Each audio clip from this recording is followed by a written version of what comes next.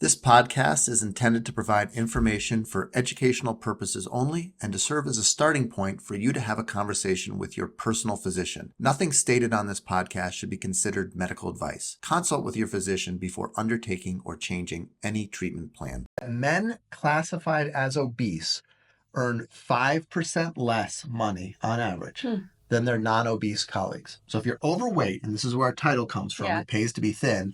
If you're overweight, then you're going to make 5% less than everyone else. All right, welcome back to the Pound of Cure Weight Loss Podcast, episode 36. It pays to be thin. Yeah. Woo. We'll see where that comes from in a few minutes. So tell me about what Laura brought you today. So first of all, greatest job ever. My patients bring me like super healthy treats. So Laura brought us cranberry orange protein bread. And honestly, it totally tastes, it has that cake texture. Like, I hate the word moist, but it is moist. And it has that texture. How'd she do it? Like, because there's no wheat flour in it. Right? There's no sugar in it. There are eggs in it. Yeah. So there's almond flour, which, we know is a great alternative for baking since it's not a refined wheat flour. Right. We've got protein powder in there. I love baking with protein powder also, just because it's like, by now you guys know that I love sweet treats, so I got to get creative. So Laura did a great job with this. If you have not already listened to Laura's podcast, definitely go listen to that. You can always tune in directly with Laura because she's one of our peer leaders in our nutrition program. Exactly. So. Actually, her group is tonight.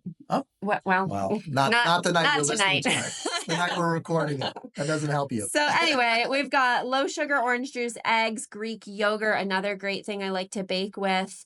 And then she made a little icing on the top with Swerve confectioner's sugar. So that's like a powdered sugar substitute. Right. And then the low sugar orange juice. Oh, she has the 7 grams of protein, 5 grams of sugar from the orange juice and the cranberries, and 95 calories per slice. Yeah. Amazing. It's a beautiful planned indulgence. Like, I think, and that's great. Like, is this officially metabolic reset diet certified? Absolutely not, for many reasons. Right. But you don't have to always follow the diet. And also, I always like to say everything on nutrition's a spectrum. Right. So over here, we have the lemon pound cake from Starbucks at 700 calories a slice. It's an extraordinary number of calories. Oh, and so much sugar. I actually have them in the doctor's line, something similar. And I look at it and it's like a tiny little square and it's like 480 calories. Yeah. It's crazy. Oh my gosh. So we've got, over out here, the like super indulgent pound cake, sugar filled. And then over here, maybe we have like a completely we have that you're eating an orange. Right, an orange. Perfect. And so this fits a really great step on the spectrum, in my opinion. Yeah. So anyway, thank you, Laura. They have definitely been enjoyed, and we appreciate you bringing it over. We appreciate everything you do for our practice. Absolutely. So let's move into our In the News segment. So this comes to us from U.S. News, and the title of the article is U.S. Senator Sanders, optimistic Novo Nordisk can be pressured to cut Wegovy and Ozempic prices.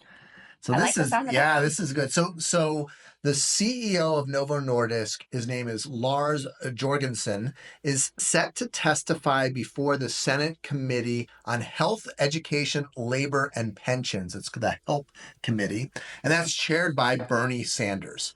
And so you may remember Bernie was largely responsible for bringing down the price of insulin. So the drug companies knew once a diabetic was on insulin, they had no choice but to purchase the insulin. And the prices were just extraordinary, despite the fact that insulin is like 100 years old, right? There's nothing new, right? Yeah, it's super cheap to make. And so Bernie brought the it was Novo, Lilly, and Sanofi, and he brought them in front of the the congressional committee. And actually, before they even got to the committee, they agreed to lower the price. So there's history here that when these drug companies are brought to testify in front of the Senate committee, that's a lot of pressure. That's not a good day for Novo Nordisk. I don't think Lars is really looking forward to September and testifying, because he knows he's going to be grilled. And so Bernie said, I think the major thing that we can do, and we've done this successfully in the past with insulin, is to put a focus on the greed of the pharmaceutical industry in general, and Novo Nordisk in particular, in terms of them ripping off the American people. So that's what they're walking into. He's fired up. Yeah, but this is what we've been talking about, that these medications are overpriced. We've gone over every time we look at access to care.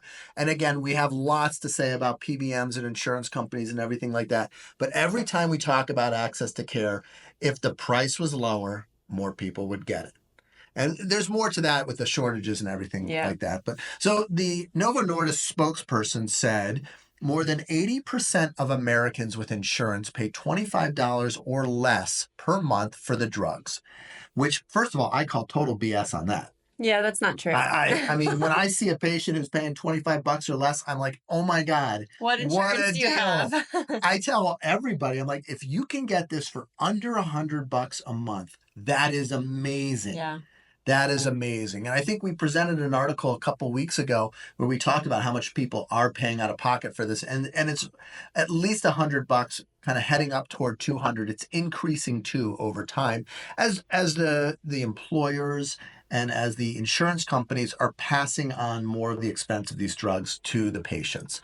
Guess how much Ozempic is in Canada? Wholesale price, not what we can buy online, but the wholesale price to the pharmacies. Oh gosh, I bet it's cheap. Like $155. In the US, $935. Of course. And Wegovy is $1,349. Wow. Yeah, that's the wholesale price. And so we are seeing a huge, huge markup in the US on these medications. And it's, it's the same drug. I don't understand why. Because we'll pay it, because our system is broken and they're exploiting the broken system, right? Why are they paying? Why are they charging that much? Because they can. Right. Right? Because they can.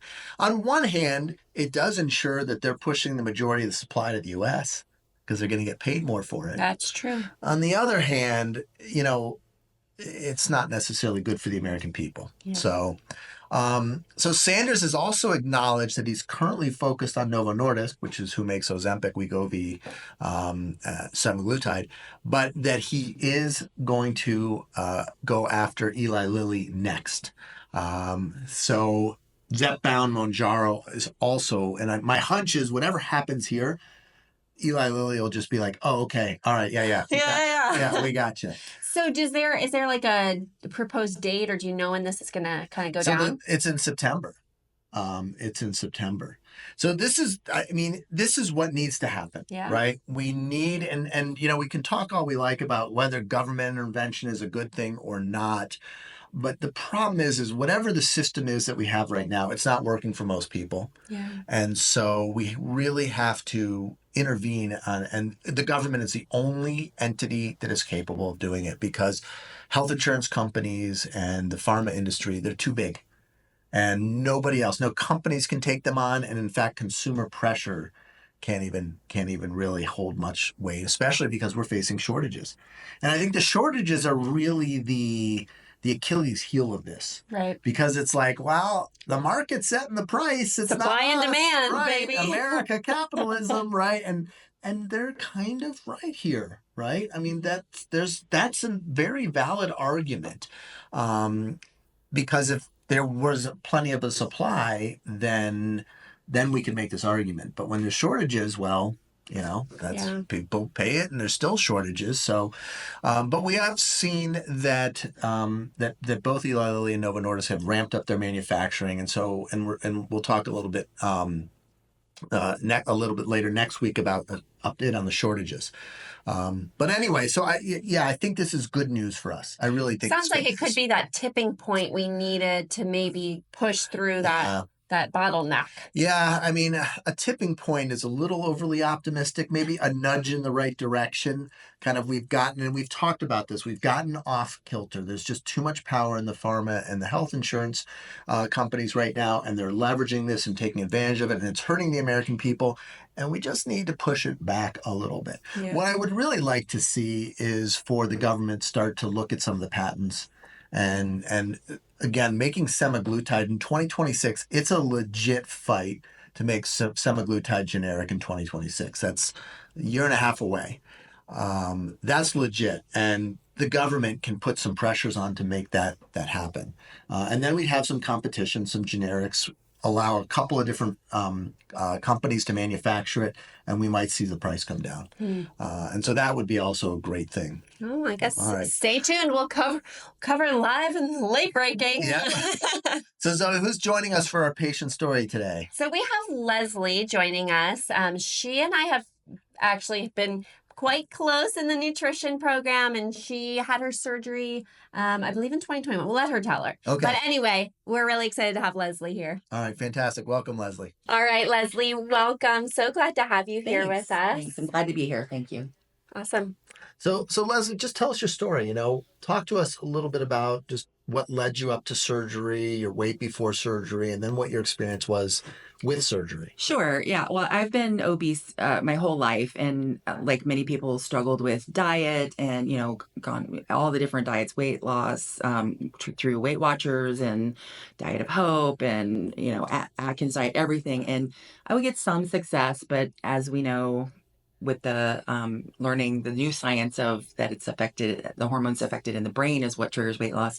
I never knew that. So I'd always just be in this kind of vicious cycle where I would have some success and then I would fall off the wagon and then, regain plus more. Fight against your set point, go back to your set point. It was Fight against so your set painful. point, go back to your set point. Absolutely. And, during the pandemic, I work as a nurse in the hospital and, the community really came together to support us, and how they would do that is they would give us food. Oh, yeah. And, which was wonderful, and it was super generous, but, I took advantage of that, and I found myself with almost 50-pound weight gain during that time. Wow. And I was just so uncomfortable in my body, and I had gotten up to 350 pounds. And everything was painful, physically. And, just the resignation of I'll never be able to, there's so much weight to lose. I'll never be able to do it. So there was a psychological component. Right. And my older brother doesn't live here, but he had had and he had lost about 100 pounds. And I thought that was impressive. And so, I looked into you and coming to you, and I thought it would be great. But the impetus, the thing that really drove me to pursue surgery outside of my brother was I went to my PCP. I was about to start my 4th antihypertensive medication for my blood pressure, and I was needing to go on a 3rd medication for diabetes. And at that point, it was a real smack in the face. Like, what am I doing with my life? I'm going to end up like one of my patients, on dialysis, not doing well, not being able to walk, not being able to move. And I did not want to do that. And I think especially as a nurse, for me, it felt very hypocritical to say to patients, hey, you need to work on diet, you need to work on exercise. And then I wasn't really, walking the talk. Wow. So, You were working on diet. You were working on exercise. You were putting way more energy into it than most people. It just wasn't working. right. It didn't work. And that's really, I think that's kind of the conflict that a lot of people have as they're suffering from obesity and in healthcare. And we actually just talked, we're going to talk in a minute about the pay gap in healthcare and how there's probably some of the most discrimination against professionals in healthcare compared to other fields. And I think a lot of it is this misguided notion that, well, if you're overweight, then you aren't showing good health. You aren't taking care of yourself. But you were, it just wasn't working. Right.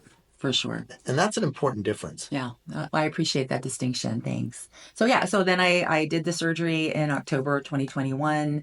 And I had some pretty decent success. I think I lost about 80 pounds after the surgery. And my post-op 1 year, I came into you and said, well, is this it? Are you done? And I thought, no, I'm not done. I'm not done. I've worked so hard to get to this, and I haven't made I wasn't one of those people that have the surgery and then they just lose a ton of weight immediately. It took me time. I had to wrap my brain around not only the new physicality of my body, but also I still had a lot of food noise, and dealing with like the cravings of, sugar and carbs. And once I started on the medications, the GLP-1 medications, that was really life-changing. Yeah. For sure. So what was your weight and how far after surgery did you start the medications? So before surgery, so I gotten up to 350 pounds. I think officially when I came in to see you, I was around 336 or 338. Okay. So when I started surgery, I was 317 right the day of surgery. Mm-hmm. And then my post-op 1 year, I believe I was 253. Okay. So about 100 pounds from your heaviest weight. Yeah. And then at that point, we looked into GLP-1. There were some issues with insurance, as everybody's discovered. And I started, in December, I bought some out-of-pocket Mounjaro, which was incredibly expensive. And it was really hit and miss trying to get the drugs because of all the issues with supply and insurance coverage. So consistently, that was a struggle to be consistently on the medications. But this year, starting, I believe, in February, I was able to start doing Zepbound. And there was a little bit of a delay in April that I had to go back on Saxenda for about 6 to 7 weeks, which wasn't very effective for me, but at least it kind of bridged me through. And then I was able to pick Zepbound back up. Yeah. So you've been on all the meds? All of them. Yeah. Yeah. What's your favorite? I really like Zepbound. I thought Mounjaro was good. Mounjaro and Zepbound are the same thing. Right, pretty much. The Wegovy was better than the Saxenda. Saxenda's okay. It's not, it didn't really last. It's a daily injection, which I didn't mind, but it didn't really last me the whole 24 hours. And I, would start feeling hungry. And I definitely noticed a lot more food noise with that one. But Zepbound really has been an awesome medication because it does take away my appetite, and I still feel hunger, but I'm really more focused on eating when I do feel hungry and not, I feel like I should eat just because in the past this would be, or, we're having a celebration at work and somebody brings something, I should indulge myself. Well, no, maybe I don't need to. Maybe I can just be celebratory without eating.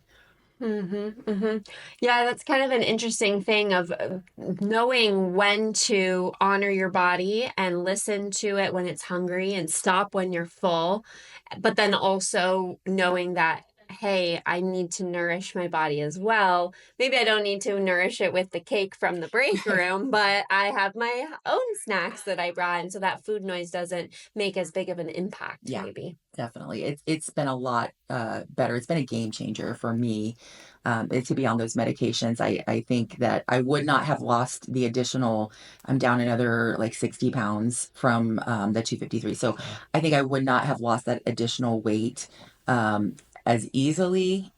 Not that it was ever easy, but once I did have that 1 year follow up, I really got invested in the gym and I started doing yoga. Love it. And it was really great for me to just have more agency over my body, being able to work on things like mobility and balance and strength. That was something that was inconceivable, 4 years ago. I could not do that. And I was having issues with falling and tripping and balance. And it was not comfortable to live as a 350-pound woman. That was a very uncomfortable body to be in. But now, I'm 193 pounds and it's much more comfortable for me. And in fact, a lot of times I have the body dysmorphia where I actually think I'm bigger than I really am. So when I go to try on clothes, I'll try on something and I think it's going to fit me. And then I'm swimming in it and I think, well, that doesn't seem right, But then I realize, okay, this is my new reality. And I still am struggling with wrapping my brain around that. It takes That's a couple really of years. common. It does. Yeah, I would think. Yeah. Yeah. It's great though. That's amazing. Yeah. And so you're doing yoga. Yes. And that's something that's like part of your regular routine. Yes, I that you go 3 to enjoy 4 to times do? a week. And I love yoga. It's, sometimes when you're doing some of the poses, it's kind of like, what am I doing? Why? But then afterwards, I just feel so good. And it's really helped with my mobility and joints, joints and achiness and pain. I was talking to Dr. Weiner before we started the podcast about chronic pain. And I had somebody, I've had back surgeries and I've had chronic pain a lot of my life. And at one point, I'd been on pretty much every opioid that they make. And I had been off of them for a few years before surgery. And I was just managing my pain, doing like heating pads, doing Tylenol, doing lots and lots of ibuprofen. I mean, I ate that like it was candy. But I was always in pain. My hips, my back, everything, my knees. But with the weight loss, I saw a huge improvement in that, and with yoga especially, and the weight training, I think that my pain level, like I don't have pain normally. I will get stiff, especially on if I go for a stretch without doing yoga. I notice that I'm more stiff, but just being able to go through life and not be dependent on NSAIDs and taking way too many NSAIDs. I kind of wonder how my kidneys were doing. Yeah. It's a little nerve wracking, but yeah, it's been a huge difference. So for you're me. not taking any NSAIDs now. I do take Tylenol. Tylenol's Yeah, I take. Tylenol's legal. Right. I do take Right. Tylenol, as needed, especially if I'm working a long shift, I'll come home, if I'm a little achy or sore, I'll take some Tylenol.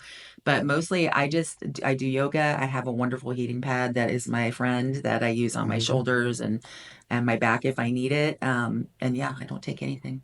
And far less pain than before surgery. Way less Yeah. pain. Which Yeah. I think is something a lot of patients come in and they're pretty dependent on NSAIDs. They have a lot of aches and pains.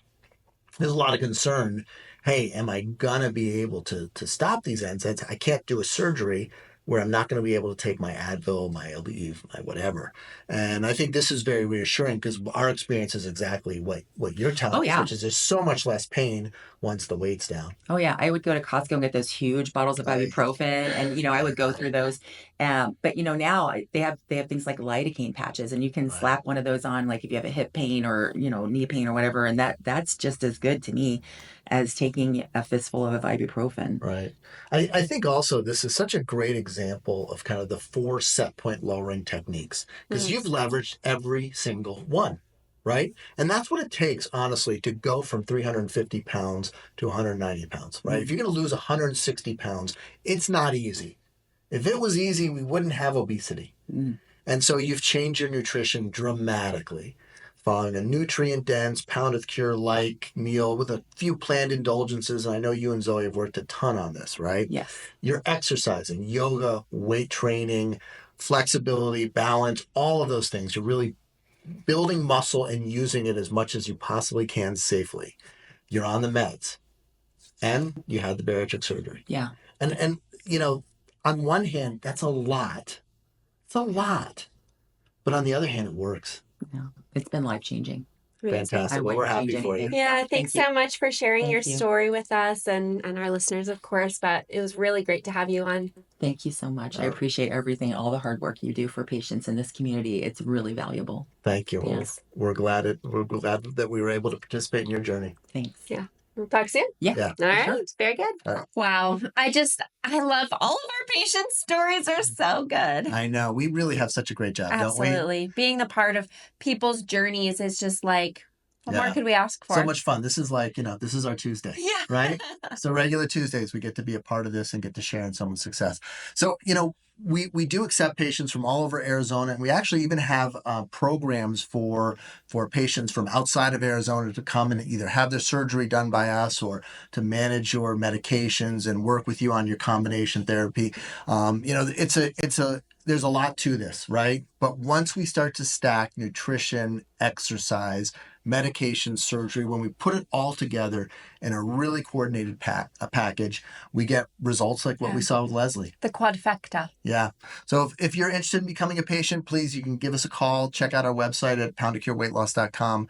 And, we'll be happy to see you and see what we can offer. All right, so let's move into the nutrition segment. And although this isn't like nutrition super specific, it's something that I talk about all the time in our nutrition program with our patients.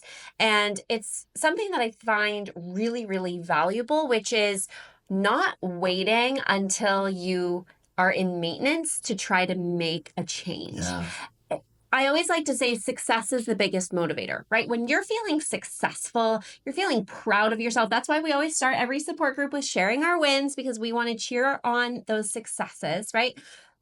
When you're feeling this momentum, it makes it so much easier to continue making those positive changes, right? It's like that positive reinforcement that we use with potty training or, training a dog or whatever it is. And so thinking about, okay, wow, this success that I'm experiencing, this better energy, this decrease of hunger, this better sleep quality, my clothes fitting better, all of these wins that we can stack up, using that as the motivation. There's that word motivation that we know is fleeting. Using that as harness it up, use that as motivation to build the momentum and keep it going. Because guess what? It is super duper hard if you coast. That the honeymoon period can be a trap for some people who do not use it wisely. So the honeymoon period, if you're not familiar, is that chunk of time, whether it's after surgery or while you're in your weight loss phase with your GLP-1, when you're losing the majority of your weight, right? It's when it feels like, okay, this is kind of easy, but it can be a trap if you do not use that time wisely to change your habits for long-term weight maintenance and success. Right. So anyway, that does not mean that if you're in maintenance, you can't make changes and productive changes, of course. Yeah. But we want to harness the good momentum of while you're in your honeymoon phase for sure. Interesting. So I think, something that when we first started with the GLP-1 meds, there was a movement that said, hey, the first thing you should be really doing is getting patients to change their nutrition. And then once their nutrition is in place, then we add the meds in. And this was really, I think, before it kind of caught all the momentum and the popularity that it has. This is kind of in the Saxenda days, 5 or 6 years ago. That was the typical thinking. And actually, that's what I did at first. And I started to realize, hey, a lot of times I didn't see the changes until after we started the medication. And that really just kind of shows this idea that it's the success that sometimes drives the motivation. And also the fact that the medications also will kind of push you toward those healthier habits. Exactly. And that they actually work together. They're synergistic. A lot of people ask that question like, well, if I have to change my habits, why do I need the meds? Why should I have surgery? Why don't I just change my habits? And it's a really good question, but there's some very clear answers. The first is because the habits don't work as well when used in isolation. And the second is for what you just mentioned. It's that by getting some weight going, it kind of helps, it helps spur some of those positive changes. Well, it's not called the honeymoon period because it lasts forever. Right. Exactly. All right. So what do we have for the economics of obesity today? So our economics of obesity, kind of this is like we're visiting our past guests on the show. So this comes from Chrissy, who was one of our first guests on the show, and so she shared this article to me. It's from Psychology Today, and it talks about a study that was done in the British Medical Journal, and it's a meta-analysis. So there's all different kinds of scientific studies. We've talked very recently about observational studies. A meta-analysis is when you look at like 15 or 20 different studies, and you kind of pick out, the ones that make the most sense, and you pool the data from all these studies together and try to build a bigger sample size so that you can make some observations. So they pulled this, and what's interesting too is you get a lot broader of data. So they got 16 U.S. studies, 3 U.K. studies, and 2 Canadian studies, and what they looked at was salaries and compared them to patients' BMIs. And so what they found was that men classified as obese earn 5% less money on average than their non-obese colleagues. So if you're overweight, and this is where our title comes from, It pays to be thin. If you're overweight, then you're going to make 5% less than everyone else. And what we also saw was that as your education level increased, the pay gap also increased. Wow. So obese men with a graduate degree earned 14% less than those who were not obese. And the same was true for women. For women with a bachelor's degree, 12% less. With a graduate degree, 19% less. So it was even more. Crazy. It was more. First of all, they didn't look at this, but there's been a lot of studies showing that there's a pay gap by gender. And then what we see is that with obesity, if you mix the gender and the obesity together, then we see a huge pay gap. Right. And so guess what field had the largest pay gap. Oh, I'm This is scared. tragic. This is tragic. Healthcare. I know. Those of us who are best prepared to acknowledge the discrimination Right. and the unfairness of this, we had the largest pay gap. It was on average 12% difference. That is Yeah. really blows my mind. Yeah. So, so interestingly, obese workers in production and construction and agriculture Mhm. had lower paying jobs, earned more than their non-obese colleagues, just a little bit. But in the lower paying jobs, in the non-college degree requiring jobs, there's really no difference. The difference is in college degree and kind of upper middle management type of jobs. Mhm. So, what can we do about this? Because so first of all, why is this? I think we all know why this is, right?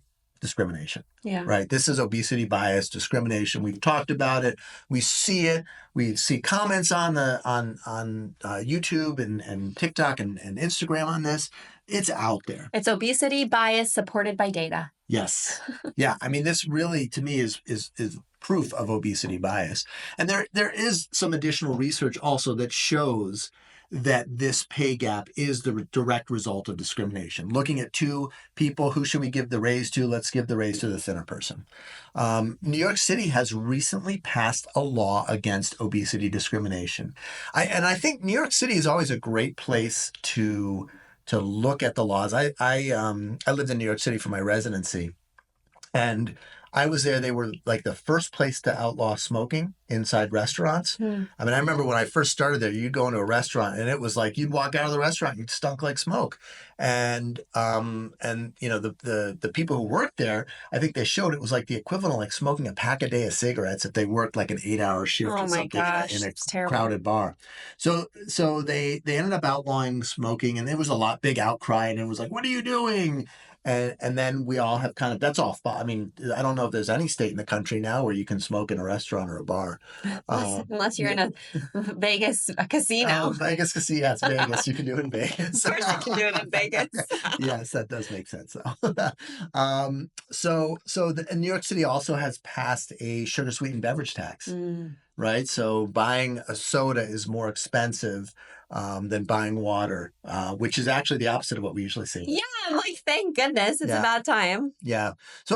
So anyway, this is out there, and you know, what can we do about it? Again, I think it really gets back to legislation and looking at what New York City's done. Because what'll happen is it'll be a big trial, something, and then people will start to catch on and say, okay, hey, well, let's make sure that we're not discriminating against people by their weight. And I think that would be important. But this is important literature. It's important for this to get out. You know, and I think if you are working and feel like you're being discriminated against based on your weight, that bringing this up and kind of making this an open conversation, I think it's appropriate. And now there's some good scientific data to support it. And I think especially if you kind of approach it with your employer more collaboratively and less adversarially and saying, hey, listen, this is out there. This is out there in every company. I feel like I'm experiencing it. You know, how can we make this right? Right. And coming at it from that approach, I think you'll probably be a lot more productive than if you come at them, because then next thing you know, you're looking for a new job. You start coming after them for something like that. And then it gets very, very dicey very quickly. Right. So, all right. Well, let's bring in Sierra to have her read our questions from social media. First question comes from Lisa on our TikTok video on health halos. I had a gastric sleeve revision in October and started back on Wegovy 3 months later. I'm now being denied by Blue Shield of California because I had weight loss surgery within 12 months. Any advice? Being denied for one of these medications is super frustrating and unfortunately super common. And what we're seeing is that the insurance companies, or really the PBMs, they're the ones where this is coming from. They're coming up with any excuse they can get. We have a PBM from an insurance that we treat a lot of patients from, and they will mandate the dose. So we'll start someone on Zepbound 2.5. and then they're doing great, they're losing weight, everything's fantastic. Maybe they're even having a little bit of side effects we're just trying to modify. And so we're like, well, we're going to keep you on this dose. We're not going to increase the dose because you're doing great with weight loss and you're having some side effects. So let's try to keep you comfortable. Not allowed to do that. You have to Every bump up. month you have to go up, It's crazy. which is crazy. That's just crazy. So, I mean, this really is an example of the PBMs playing doctor without a license, right? Mm-hmm. They're making rules about what dose of a medication someone has to be on without seeing that patient, without knowing anything about their history. And honestly, I think they're going to get in trouble because if a patient lands in the ER, Oh yeah. they can come back to the PBM and be like, you made me increase the dose. Right. And that landed me in the hospital. That caused my pancreatitis. And, so we're seeing all this kind of crazy stuff. And this definitely falls into it. So I think the first thing is I totally disagree with this policy. We use these meds, all the time. If this was a diabetes med and bariatric surgery treats diabetes as effectively as it treats obesity, we've been using GLP-1s after surgery for over a decade now without any pushback at all from the insurance company. So this is clearly targeted at obesity. This gets to the obesity bias that we saw in the pay gap and we continue to see over and over where they're making new rules. So I think when you're fighting these types of things, you have to know the rules. And and the truth is, if this is in their policy, if it's actually in their policy, you probably aren't going to be able to overturn it, and you're going to have to wait it out. And that sucks, but that's what it is. But I would bet this is not in their policy. They're just trying to get out of paying. They're just throwing something against the wall and seeing what's going to stick. My guess is they did not put this in their medical policy. So what should you do in this situation? You should get a copy of your medical policy and look and see if it actually says that you cannot be prescribed these medications within 12 months of surgery. Mm-hmm. If it is in your policy, and again, my guess is it's not, but if it is, you can file an appeal and say this is unreasonable. There's no evidence to support it. In fact, there's a growing body of evidence supporting the use of these medications in coordination with bariatric surgery. So where are you coming from? I'd like to file a complaint. This is BS. Probably won't get you the med, but at least you should do it because this type, just like we see Novo Nordisk being brought in front of the Senate Health Committee. We need people to be held accountable for these decisions. The more we let them just make these decisions, the more of these decisions we're going to get. Right. The more appeals that keep showing up and showing up and showing up, the less that we just roll over and let them do what they think that they can get away with. Yep. And I would also ask your bariatric surgeon to write a letter on your behalf for this saying this is a totally bogus restriction. Now, if it's not in your policy, you got a great case. And you file an appeal and say, this is not in the medical policy. You are making this up. You don't have a right to make this up. And you have to authorize it. Mm-hmm. And so if it's not in your policy, you probably can get it approved. Otherwise, you're going to have to wait. Next question is from Instagram. On our video, she just couldn't lose weight.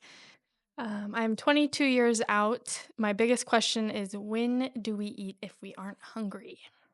So whether you're 1 year out or 22 years out, we want to think about towing the line. There's this line that we have to tow between listening and honoring your body, listening to and honoring your body, and not eating when you're not hungry and stopping when you're full. But then there's this other side of the line where we know that due to surgery and due to the medications, there's a hormonal override, if you will, that's telling you that you're not hungry and that you don't need, that you don't need very much.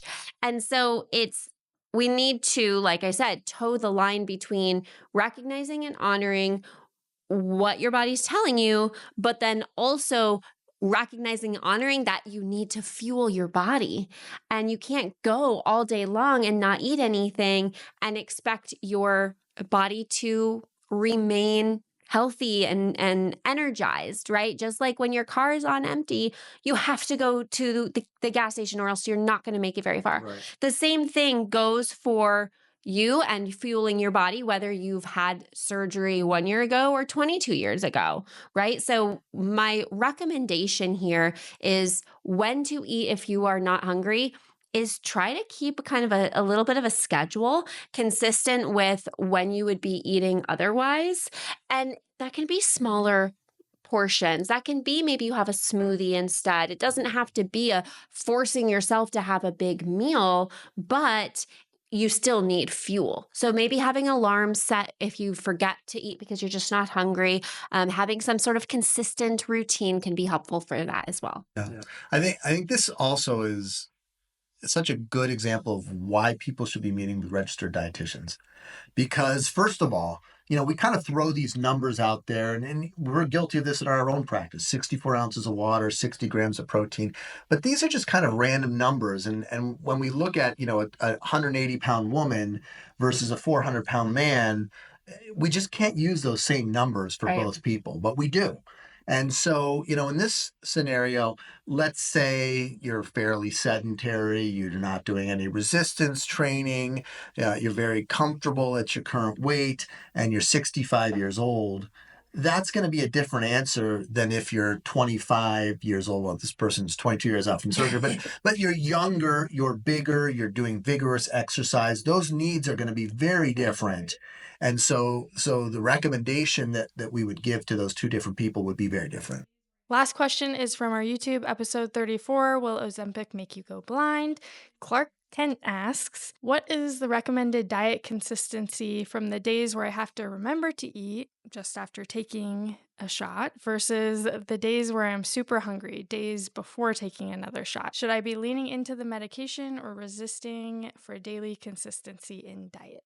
Oh, I come across this a lot, actually. It's a matter of kind of riding that wave. So I would say, yes, lean into the medication on those days that you are not feeling very hungry. You don't need to eat as much, but we still want to prioritize your hydration, of course, and your protein intake. But if that means on that day that that medication is at its height in your body, that maybe you're just having smoothie and some like smaller things, then fine. And then as the week goes on and as you start to feel hungrier, this is same conversation I have with people who, months and months after surgery, they start to feel hungrier. They can start to eat more. Guess what? We want to honor that. Just like what I was just talking about. We want to recognize and honor what your body's telling you and give it more food, but we have to be careful of what it is that you're giving it more of. So maybe in those first couple days, you're relying mostly on easy protein sources. And then as the week goes on, you add in that extra volume, that extra fiber, that extra bulk through more produce and vegetables and fruit. Yeah. I think so. I have a couple of questions for you. So we know with like fluids, if you don't drink any fluids for like a day or two, you're in trouble. You're dehydrated. But we also know like you can not eat for a day or so. Many religious holidays go, 24 hours, sometimes even longer without eating. And we don't really see any significant health consequences from that. If we're looking at just protein consumption, and because what we're seeing here is like an average, right? Some days are eating more than other days. And so their body and weight is going to respond to the average. What's the time period on average? If fluid is a day or two, what's protein? Is it a week? Is it a month? Is it 2 weeks? I think that people start to see decreases in their energy levels pretty soon. But if it's a matter of your muscle starting to waste, you're going to have a bit longer of a time, like maybe a couple weeks. A couple weeks, yeah. So I was actually just talking with somebody on a one-on-one today. She was freaking out because she recently had surgery, hasn't gotten her protein needs met for the past couple days. She's like, I'm doing really well the first week. And now I'm like, it's been 3 days. Yeah. Stop stressing about it. It's going to be okay. Your fluid is your priority. So it's a similar conversation, right? But I will say you likely will start to see more cravings, more hunger, lower energy, and that doesn't always necessarily equate to the same timeline as muscle wasting. Yeah, but I think when we're looking at these shots, these are weekly shots. So we're going to see fluctuation within a week. And if you eat very little right after, when the shot's at its maximum strength. And then right before your next shot, you're eating a lot more. And the average is kind of right in line with what we'd want someone to get. That's going to be okay. And I think that as long as that time frame is a week, if it's a month, we can start to see some problems. But Right. if within a week you're seeing some fluctuation, that's actually pretty common. I mean, people eat differently during the week and on the weekend, and your body weight and your overall health will actually kind of be the average of that. So I think that I agree completely with you about leaning in and just, when your body's telling you don't eat, then you can kind of back off a little bit. But when you're hungry, then make sure you honor that, and especially if it's specific cravings for healthier food, that probably means you need a little bit of the nutrients in that food. So Definitely. Well, another awesome episode. yes. So we want to thank Ben from Bloomhouse Media for his videography and editing of this episode. We want to thank our special guest, Leslie. And if you're interested in learning more, check us out on TikTok, on YouTube, on Instagram. We're actually doing a little bit of a refresh. We're going to change some of the types of content we put out on social media. So we'd love your feedback on it. Yeah, if there's anything specific you'd like to see, send us a message. You know where to do it. All right. And we'll hopefully get you what you want to see. See you next time.